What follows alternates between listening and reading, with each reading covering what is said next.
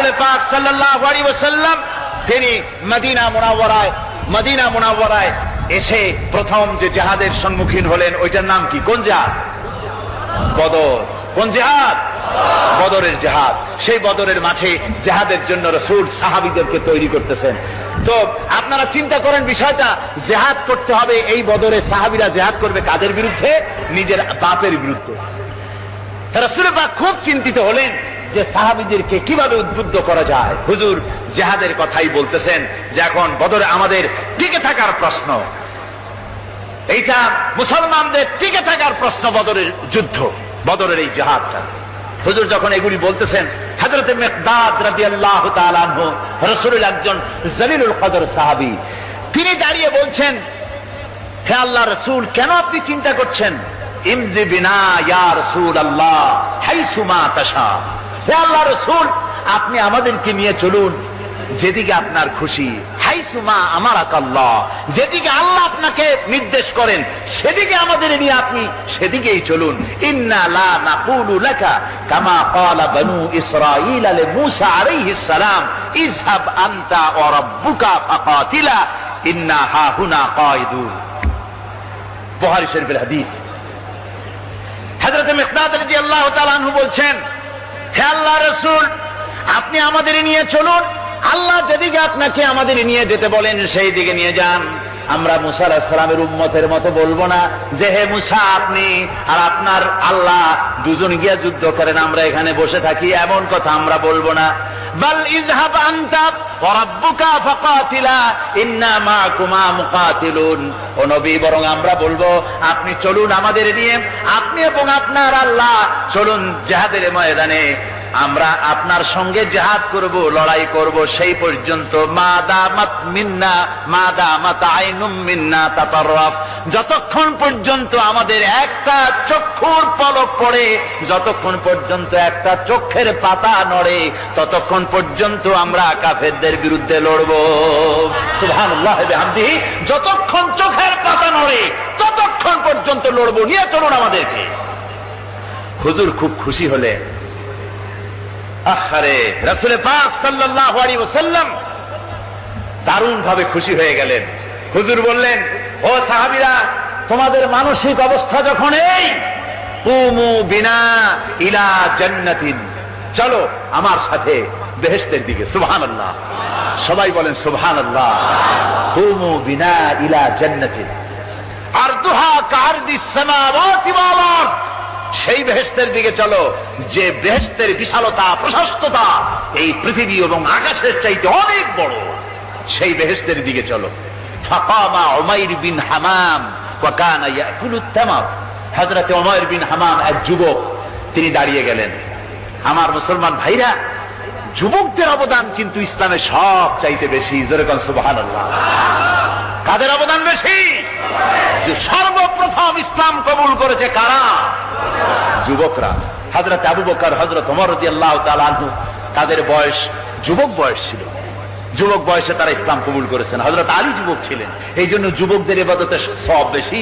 রাসূল পাক বলেছেন, কিয়ামতের ময়দানে যেদিন কোন ছায়া থাকবে না আরশে আজিমের নিচে 7 শ্রেণীর লোকেরা ছায়া পাবে, তার মধ্যে এক শ্রেণী হচ্ছে ওয়াশাবুন নাশাত ফি ইবাদাতিল্লাহ, ওই যুবকেরা যারা নাকি রাত গুজরান করে, রাত কাটায় আল্লাহর ইবাদতে, রাত জাগে আল্লাহর ইবাদত করে। জোরে কর সুবহানাল্লাহ। বুড়োদের 100 বার আল্লাহ বলা আর এক যুবকের একবার আল্লাহ বলা, বৃদ্ধের সারা সপ্তাহ তাহাজ্জুদ পড়া আর যুবকের এক রাতের তাহাজ্জুদ পড়া মনে হয় তার থেকেও বেশি। কন সুবহানাল্লাহ। তাই বলে বৃদ্ধ যারা, তারা কিন্তু হতাশ হবেন না, ওই যৌবনকাল আপনিও পেরিয়ে এসেছেন, ঠিক না? সুতরাং যুবকদের অবদান বেশি। হযরত উমাইর বিন হামাম রাদিয়াল্লাহু তাআলা আনহু, তিনি দাঁড়িয়ে গেলেন, তার হাতে ছিল ওয়া কানা ইয়াকুলুত তামার, তিনি খরমা খাচ্ছিলেন, হাতে ছিল কয়েকটা খরমা। তিনি খরমাগুলি হাতে নিয়ে দাঁড়িয়ে বলছেন ওয়াকালা বাখবাখ, তিনি বলছেন বাখবাখ শব্দ, এটা হচ্ছে লুগাল মুহাল্লিয়া, অর্থাৎ আঞ্চলিক শব্দ। এর অর্থ হচ্ছে মা আযামাহু ওয়া মা আহসানাহু। কি আশ্চর্য, কি সুন্দর, কি বিরাট, কি সুন্দর কথা আপনি বললেন হে রাসূল। জান্নাতুন আরদুহা কাআরদিস সামাওয়াতি ওয়াল আরদ, এমন বেহেশত তো পাওয়া যাবে জিহাদ করলে যে বেহেশতের বিশালতা প্রশস্ততা এই বিশাল আকাশের চাইতে জমিনের চাইতে বেশি। ওয়াল্লাহি লাউ কুনতু হাইয়ান হাত্তা আকুলাহুন্না, আমি যদি ওয়াল্লাহি আল্লাহর কসম আমি যদি এই খোরমাগুলো যদি খাইতে থাকি, ইন্নাহা লাহায়াতুন তাবিলা, তাহলে তো এটা অনেক লম্বা হায়াত লাগবে। এই খোরমাগুলি খাইতে অনেক সময় লাগবে, বেহেশতে যাইতে দেরি হয়ে যাবে। সুতরাং এই খোরমা তো আর খাওয়া যাবে না। ফারামাবিহিন না, হাতের খোরমাগুলি সব ফেলে দিয়ে জিহাদের ময়দানে লাফায় পড়লেন। অনেকগুলি কাফেরকে জাহান্নামের ঘাটে উতরায় দিয়া হযরত ওমর নিজেও শাহাদাত বরণ করলেন। জিহাদের শেষে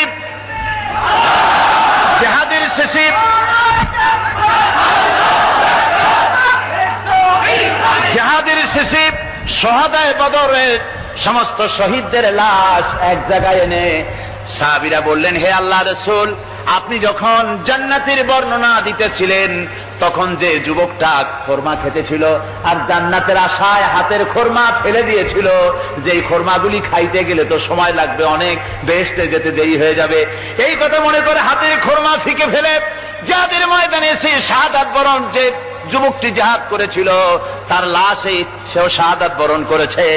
রাসূল পাক হযরত ওমরের চেহারার দিকে লক্ষ্য করে তার দিকে অঙ্গুলি সংকেত করে হুজুর বলছেন, ইন্নাকা মিন আহলিহা।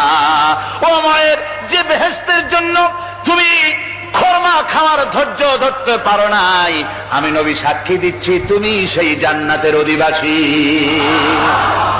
আমার ভাইয়েরা, ওই জান্নাতে যাওয়ার জন্য আল্লাহ দ্বীনকে প্রতিষ্ঠার জন্য আমাদেরকে ঐক্যবদ্ধ হতে হবে।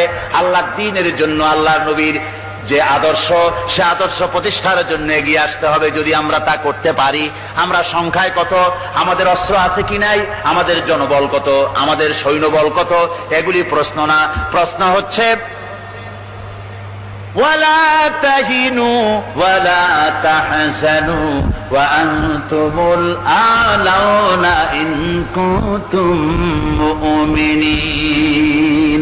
কোনো ভয় নাই, কোনো চিন্তা নাই, যদি তোমরা মুমিন হও আমি আল্লাহ তোমাদেরকে বিজয়ী করব। জোরে বলেন সুবহানাল্লাহ। মুসলমানেরা তো সেই জাতি, যাদের ময়দানে যখন মুসলমানদেরকে সাহায্য দরকার হয়েছে আল্লাহ রাব্বুল আলামিন আকাশ থেকে ফেরেশতা নাজিল করেছে কিনা কোন?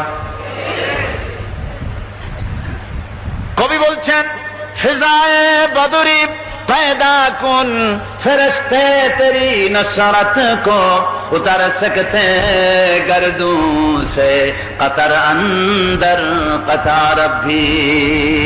বদরের মুসলমানদের মতো ঈমান যদি আজও তোমরা আনতে পারো, তোমাদের ভিতরে হয়ে যায়, তাহলে আল্লাহ রাব্বুল আলামিন তোমাদের জন্য কাতারে কাতারে ফেরেশতা তোমাদের জন্য নাজিল করে দিতে পারেন। তোমরা সেই জাতি, তোমরা সেই মুসলমান। ফিরে আসো ইসলামের দিকে, ফিরে আসো দ্বীনের দিকে, রাসূলের সঙ্গে মহব্বতটা জুড়ে দাও। কি মুহাম্মদ সি ওফাতুনে তু হাম তেরে হ্যাঁ, ये जहां चीज ही क्या लोहे कलम तेरे। মুহাম্মদ সাল্লাল্লাহু আলাইহি ওয়াসাল্লামের সঙ্গে তুমি যদি মহব্বতের সম্পর্ক স্থাপন করতে পারো, অনুসরণ আর অনুকরণের, তাহলে আকাশ আর জমিন তো দূরের কথা, লৌহ কলম পর্যন্ত আল্লাহ তোমার জন্য করে দিবেন।